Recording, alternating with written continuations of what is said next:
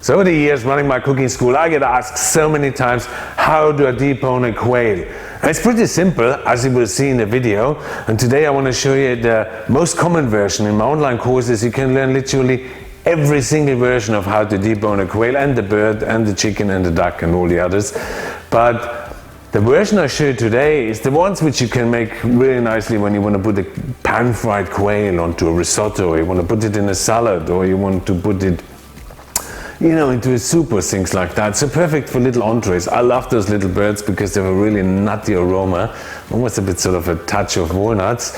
And I hope you enjoy that video. To debone a quail, so first you pull the leg away, and I'll show you that now. So you pull the leg a bit away from the carcass, I'll show you here now, and then just cut down with a knife, and you just literally just cut the skin. And then you come to the joint and just fiddle with your knife, fiddle your way through the joint. You can do also what I show you now.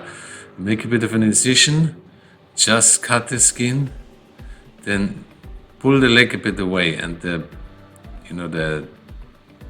thigh bone will literally just come out of the socket, and then you just can cut it off.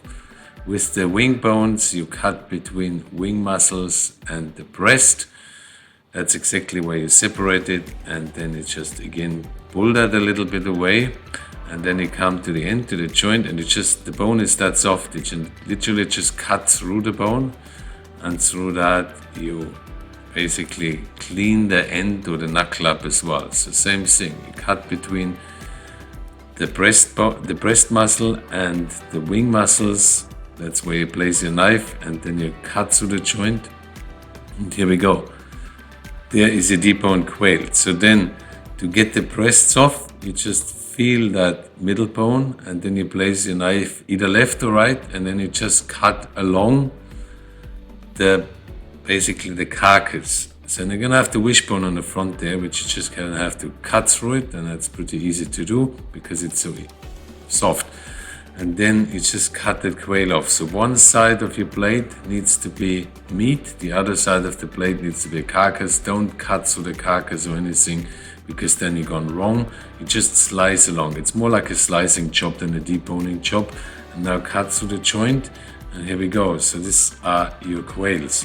The quails have been first sort of eaten by the Egyptians, and they sort of ate them in great amounts because they realized they're such a great source of protein. And now cut off the wishbone. So just feel your way along, and here you can see that's the wishbone, and you just cut it off as well. So the quails we eat today, they're mainly sort of quails that are descendants of the Chinese quails. So we don't really eat the Egyptian versions anymore, but we eat the offsprings of the Chinese breeds.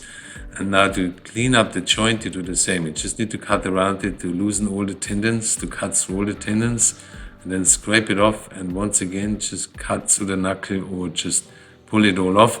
The thigh bone is really easily removed. All you need to do is just to push the thigh bone or the meat away from the thigh bone towards the drumstick.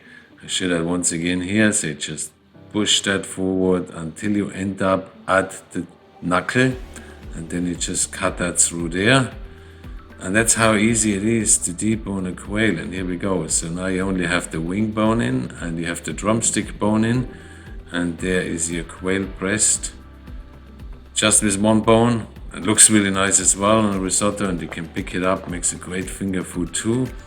And that's how easy it is to debone a quail. So you can see, it was pretty simple. And if you check out my online cooking school, you learn literally every single way of how to debone a quail and cook it. And there's countless ways. Anyway, if you liked my video, please subscribe to my channel. Send me a comment if you have any questions. And I look forward to seeing you at one of my other videos. And have a great day. Thank you.